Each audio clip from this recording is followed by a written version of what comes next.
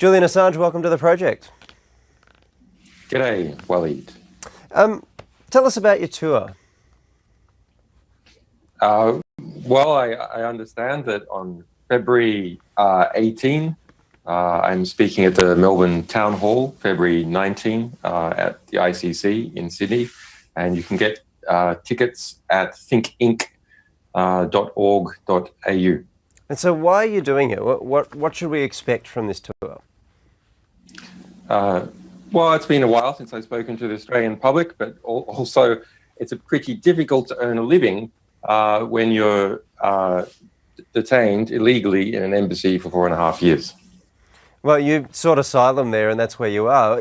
Incidentally, what would you do with any money that you had when you're in an embassy?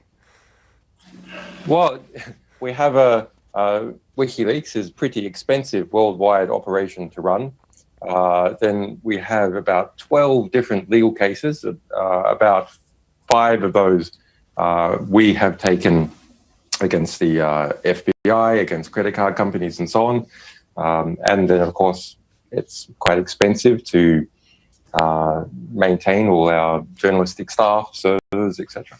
All right, so it's fundraising effectively for WikiLeaks and its operations. And, right? and I haven't taken a salary also since 2011.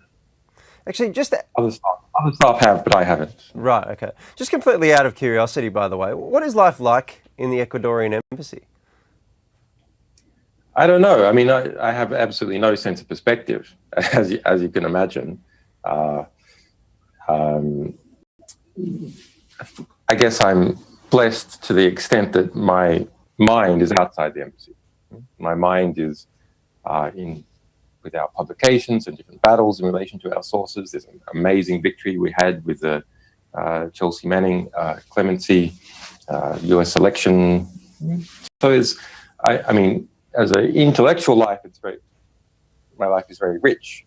As a family life, of course, it's extremely poor. You mentioned Chelsea Manning there, and you've confirmed that you will leave the embassy when she's eventually granted clemency. At what point will you leave the embassy? Like, what do you mean when you say when she's granted clemency? What are you waiting for exactly? Well, this is not the right kind of approach. Let's pull back a bit. There has been an outrageous, unconstitutional case going against me, other WikiLeaks staff, and Chelsea Manning since 2010. The disproportionality of that case has now been established at the presidential level. Manning was sentenced to 35 years in prison, tortured in prison, according to Juan Mendez, the Special Rapporteur on Torture. And now has been ordered to be given clemency in May in the outgoing Barack Obama administration. Barack Obama could have done that 4 years ago, could have done that 2 years ago, could have done that 1 year ago, waited until the very end. There's various political reasons for that, which I don't need to go into. But it comes about as a result of an intense campaign led by us, by his lawyers, Amnesty International Spain eventually brought in. Very interesting example of a regional Amnesty International office pulling in a more conservative headquarters based here in London into a very important campaign. So it's a outrageous bullshit case against a publisher, violation of the First Amendment, et cetera, et cetera. We say the thing should have been dropped years ago, should be dropped right now. It should have been dropped under the Obama administration, should be dropped under the Trump administration. But so far, it's not being dropped. So what do? Well, I was willing to do anything possible to try and encourage Barack Obama to do the right thing and to give Chelsea Manning a clemency, which he did in the end for a variety of reasons. Now, part of that encouragement is preventing Democrats who are still upset that we exposed what Hillary Clinton said behind the scenes during the election campaign. So let's look at it from their perspective. If we give Chelsea Manning clemency, what's the result? That seems like it's a favor to WikiLeaks. But we don't want to do WikiLeaks a favor because they really kicked us in the teeth during the election. Okay, but it's going to make life hard for Assange because either he's going to get extradited to the United States or we're going to show he's a liar. And both of those things are going to make life hard for Assange, and therefore it's okay to pardon Chelsea Manning, and that's what happened. Now, going forward, of course, we want to engage with the US case because it continues on forever. So from my perspective, it's better to engage with the US case, have a discussion with the DOJ. What are you going to do with this case? Are you going to keep it going?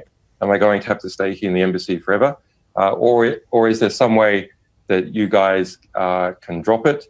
Or can we look at under what circumstances I would be extradited to the United States? So that's what we're trying to do. Right. So when you said that you would leave the embassy if Chelsea Manning was granted clemency, it sounds like what you really meant was you will leave the embassy if you can come to terms with them about your case. Nothing really to do with Chelsea Manning. In the end, Barack Obama, wanting, I guess, to look tough, said that my offer had nothing to do with Chelsea Manning being granted clemency. So there's no quid pro quo. Manning's getting clemency. But on your side, you said that if Chelsea Manning was released, then you would leave. You would leave the embassy. She is, or at least will be. No, I didn't say that. I didn't say that. I said that I would accept extradition to the United States. Right. The same thing. So I don't understand why now it seems contingent on striking some kind of deal with the United States about their case against you. You didn't mention that before. Because I'm not an idiot. I'm not a complete idiot. We had a major strategic victory in liberating Chelsea Manning, the most significant alleged whistleblower in the last 10 years. Edward Snowden says that he was inspired by Chelsea Manning. So, look, I'm not an idiot.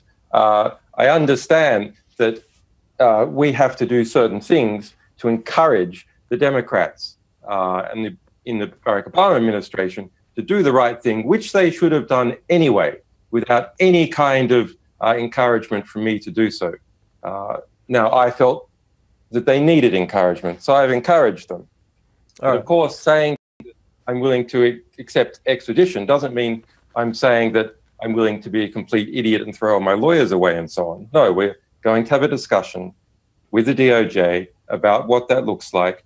The ball is in their court to come forward to us. They haven't responded to our letter yet under the new administration and say, well, actually, we think we want to extradite you for this and this and this in this particular way.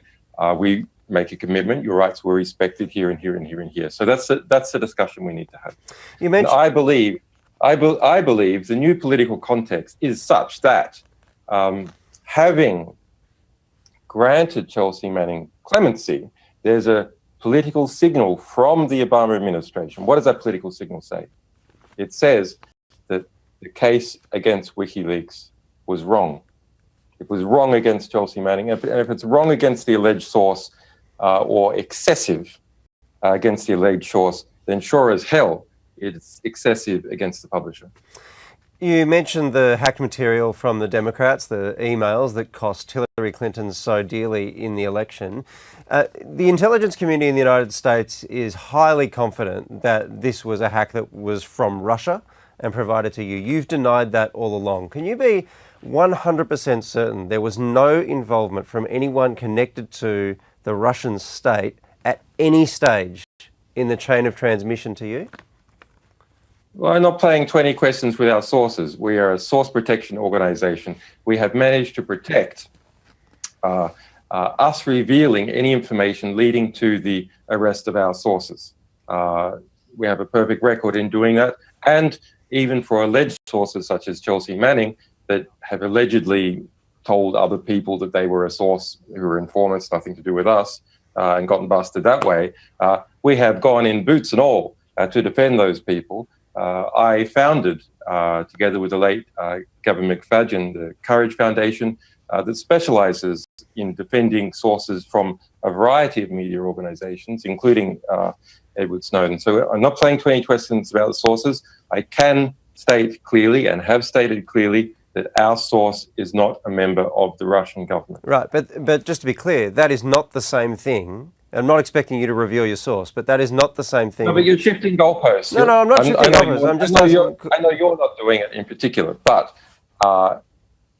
goalposts have been shifted. So first there was a demand, did you get this from the Russian government? No, we didn't. We don't like talking about our sources, but neither do we like a situation arising which distracts from our publications and creates a kind of hysteria that could lead to war. We need to be realistic. No, but you understand, of course, that it's relevant whether or not the Russians were trying to get a particular result in the United States election. That's not necessarily about your operation. It's just relevant. And so I just want to be clear. I just want to be clear. Yeah. You're not saying that you can be sure that there was no involvement from the Russian state from beginning to end. You're only saying that your source, the person who handed these to you, was not from the Russian state. Am I right? I'm not saying anything else other than what we have said, because we can't play 20 questions about our sources. We can't eliminate this, eliminate that. If we display knowledge about a particular thing that can reveal the type of interaction that we have with our sources, for example, even just displaying knowledge about what's in, what's out, what we know, what we don't know, etc., displays a particular type of interaction which can be used by intelligence services to reconstruct telecommunications. Remember, I'm an embassy here that is a $20 million spy operation, $6 million a year being spent on it by the British. So it's a very serious situation to try and protect sources and to not drop little hints about what might be included and what might be not included. Every serious journalist, you'll get exactly the same response from. I'm not talking about sources other than this established fact. That's it. Well, I only asked the question because you said you were 1,000% sure that it wasn't from the Russian state, and I'm trying to clarify exactly what that means, but I do take your point. I didn't say, I would never use, look, I was trained in mathematics. I have a scientific perspective. I don't use phrases like 1,000% sure. Trump might do that. Sean Hannity might do that. It's colorful. I understand why. Okay. I just said it. Yeah, I'm sure. Sure. All right. Do you care about the motive of whoever it was that leaked this information to you? Well, I have an understanding. We understand our publications. We understand a lot of things about our publications. But in the end, that's not a question for us to talk about publicly because we're a source protection organization.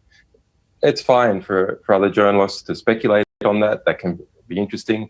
I always like people when they see official quoted by New York Times, for example. What official? Why is he coming there? Why does he need anonymity? Why does he need protection? I understand that point, but I'm just interested in whether or not you care about their motivation.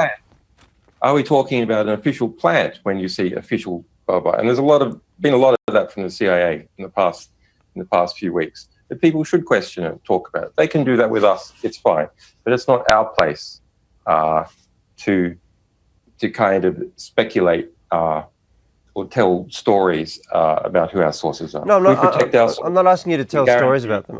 I'm just interested as a matter of principle for you. Do you care about what the motivation of the leaker in a case like this is? We care. We care in a variety of different, it can vary, but we care, obviously internally, to understand what processes we're engaged in. It can help with verification and so on.